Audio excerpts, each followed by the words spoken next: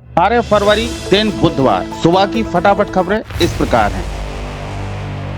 आज माघ पूर्णिमा का स्नान, प्रयागराज शहर नो व्हीकल जोन घोषित। महाजाम पर योगी सख्त। 5वां स्नान पर्व माघी पूर्णिमा पर बुधवार को बड़ी संख्या में श्रद्धालु आस्था की डुबकी लगाएंगे। श्रद्धालुओं की भारी भीड़ की संभावना को देखते हुए मेला क्षेत्र के साथ प्रयागराज शहर को भी नो व्हीकल जोन घोषित कर दिया गया है। शहर से मेला क्षेत्र की ओर जाने वाले प्रमुख मार्गों पर वाहनों का परिचालन बुधवार देर रात तक प्रतिबंधित रहेगा। क्या एआई से चली जाएगी सबकी नौकरी? पीएम मोदी ने पेरिस से दुनिया को समझाया, बताई फायदे की बात। पीएम मोदी इन एआई समिट। फ्रांस की राजधानी पेरिस में एआई एक्शन समिट चल रहा है। प्रधानमंत्री नरेंद्र मोदी ने भी इसमें हिस्सा लिया और नई तकनीक से होने वाले फायदे के बारे में विस्तार से अपनी बात रखी। उन्होंने दुनिया को बताया कि एआई से नौकरियों के नए अवसर बनेंगे। खबर बदायूं से, दबंगों ने घर में घुसकर की मारपीट, महिला घायल। क्षेत्र के गांव गुधनी में मामूली कहासुनी के बाद दबंगों ने घर में घुसकर एक परिवार के साथ मारपीट कर दी। पीड़ित पक्ष ने मामले की शिकायत पुलिस से की है। पुलिस ने घायल महिला को सीएचसी पर भिजवाया। गांव निवासी कृपाल पुत्र सत्यपाल ने आरोप लगाते हुए बताया, गांव के कुछ दबंग लोगों से बीते दिन मामूली बात को लेकर कहासुनी हो गई, जिसके बाद उन्होंने घर पर आकर लाठी डंडों से मारपीट कर दी, जिसमें उनकी पत्नी अनीता घायल हो गई। घायल अनीता को जिला अस्पताल में भर्ती कराया गया है। खबर बदायूं से, प्रशिक्षण में हाथ धोने के तरीके बताए। क्षेत्रीय ग्राम विकास प्रशिक्षण संस्थान पर सकुल स्तरीय संघ की एसएसी सामाजिक कार्य समिति के सदस्यों का 3 दिवसीय आवासीय प्रशिक्षण मंगलवार को संपन्न हो गया। मुख्य प्रशिक्षक मीनू चौहान हेमलता राजपूत ने समूह की महिलाओं को खाद्य पोषण, स्वास्थ्य और स्वच्छता विषय पर विस्तृत जानकारी दी। विभिन्न बीमारियों के बचाव के लिए हाथ धोने के अलग अलग तौर तरीके बताए गए। प्राचार्य अनुज कुमार श्रीवास्तव, प्रसार प्रशिक्षण अधिकारी संदीप कुमार अवस्थी, रचना शर्मा, रामरती, साधना, रजनी, कृष्णा, पूनम इत्यादि मौजूद रहे। प्रेमानंद महाराज की यात्रा मामले पर भड़के धीरेन्द्र शास्त्री। प्रेमानंद महाराज की यात्रा बंद होने के बाद पंडित धीरेन्द्र शास्त्री उनके समर्थन में आ गए हैं। उन्होंने कहा कि जिसके पेट में दर्द है वह वृंदावन छोड़कर दिल्ली चले जाए।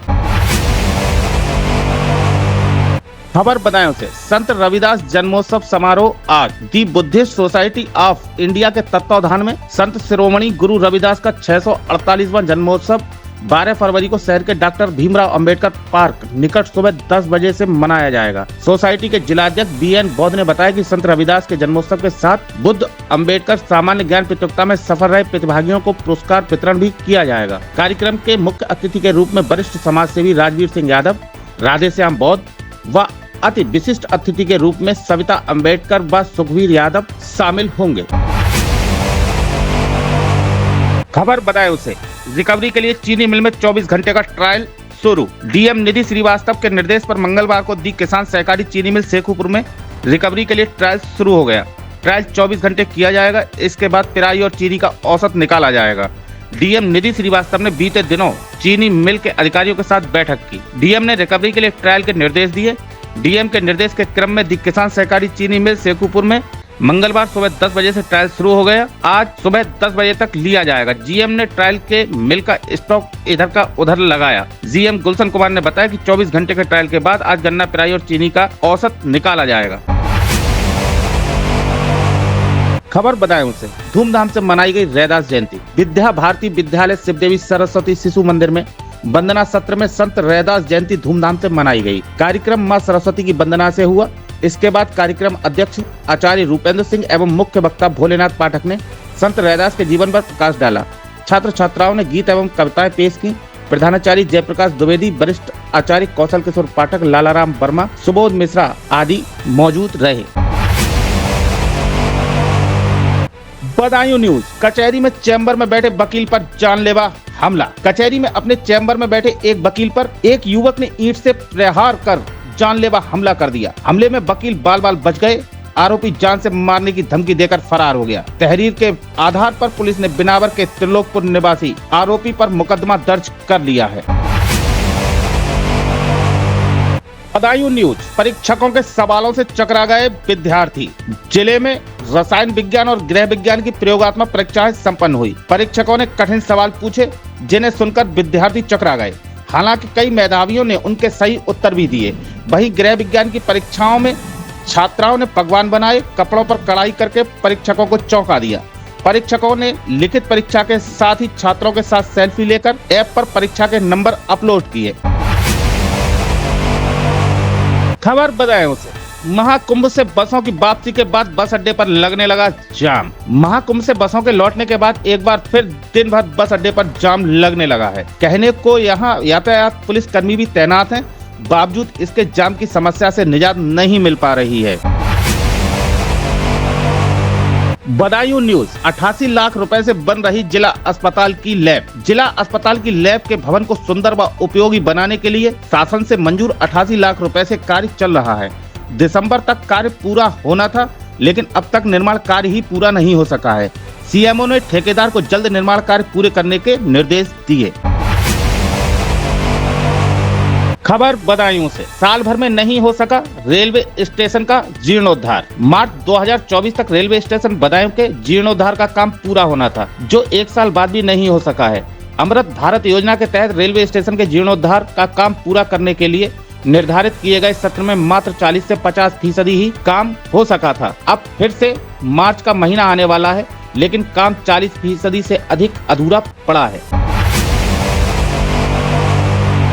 खबर बदायूं से, हर साल बढ़ रहे मरीज, 2025 तक कैसे होंगे टीबी से मुक्त। एक तरफ अभियान चलाकर 2025 तक देश को टीबी मुक्त करने की बात कही जा रही है, वहीं दूसरी तरफ बदायूं जिला है जहां हर साल टीबी के मरीजों की संख्या बढ़ रही है। आंकड़ों पर गौर करें तो 2021 में 8,447 तो 2024 में संख्या बढ़कर 12,786 पहुंच गई। सावरकर ने फ्रांस के जिस शहर में की थी अंग्रेजों को चकमा देने की कोशिश। प्रधानमंत्री नरेंद्र मोदी ने फ्रांस के शहर मार्सेली में स्वतंत्रता सेनानी वीर सावरकर को श्रद्धांजलि दी और इस शहर के भारत के स्वतंत्रता संग्राम से जुड़े महत्वपूर्ण इतिहास को याद किया। प्रधानमंत्री मोदी ने कहा, मार्सेली का भारत की स्वतंत्रता की यात्रा में खास महत्व है। यहीं पर महान वीर सावरकर ने साहसिक पलायन का प्रयास किया था। दिल्ली में सर्दी के मौसम में क्यों लग रही गर्मी, किन वजहों से बढ़ रहा तापमान। दिल्ली में इस बार फरवरी महीने के पहले पखवाड़े में ही अधिकतम तापमान 30 डिग्री को छूने लगा है। मंगलवार को मानक वैशाला सफदरजंग में अधिकतम तापमान सामान्य से 6.3 डिग्री सेल्सियस ज्यादा रहा। ये इस मौसम का सबसे गर्म दिन है। मौसम के अलग अलग कारकों के चलते बसंत का समय छोटा होता जा रहा है। खबर क्रिकेट की दुनिया से, भारत आज इंग्लैंड से खेलेगा आखिरी वनडे। भारत ने इंग्लैंड के खिलाफ लगातार 2 वनडे जीतकर 3 मैचों की सीरीज में 2-0 की बढ़त बनाई है। तीसरा मैच अहमदाबाद में है, जिसे जीतकर टीम इंडिया क्लीन स्वीप करना चाहेगी, लेकिन रोहित शर्मा ने दूसरे मैच में शतक लगाकर फॉर्म में वापसी की, जबकि विराट कोहली से बड़ी पारी की उम्मीद बाकी है। बांग्लादेशी खिलाड़ी ने की मैच फिक्सिंग, जुर्म कबूला, आईसीसी ने ठोका 5 साल का बैन। साल 2023 में साउथ अफ्रीका में T20 वर्ल्ड कप खेला गया था और इसमें बांग्लादेश की महिला टीम की एक खिलाड़ी ने मैच फिक्सिंग करने की कोशिश की थी। आईसीसी ने इस संबंध में अपनी जांच पूरी की है और खिलाड़ी पर 5 साल का बैन लगाया है। खिलाड़ी ने अपना गुनाह कबूल कर लिया है और साथ ही अपनी सजा भी। खबर अयोध्या से, राम मंदिर के मुख्य पुजारी सत्येंद्र दास का निधन। लखनऊ पीजीआई में आखिरी सांस ली, ब्रेन हेमरेज के बाद कराया गया था एडमिट। खबर प्रयागराज से, माघी पूर्णिमा के बाद महाकुंभ से निकलेंगे कल्पवासियों के वाहन, पार्किंग में खड़े करवाए। महाकुंभ में श्रद्धालुओं की भारी भीड़ आने का सिलसिला जारी है। मेला क्षेत्र के माघी पूर्णिमा के एक दिन पहले ही अत्यधिक भीड़ को देखते हुए अब कल्पवासियों के वाहनों की मेला क्षेत्र से निकासी अब भीड़ छटने के बाद सुनिश्चित की गई है। पूर्व में माघी पूर्णिमा के स्नान के बाद से ही कल्पवासियों के वाहन मेला क्षेत्र से बाहर निकलने लगते थे।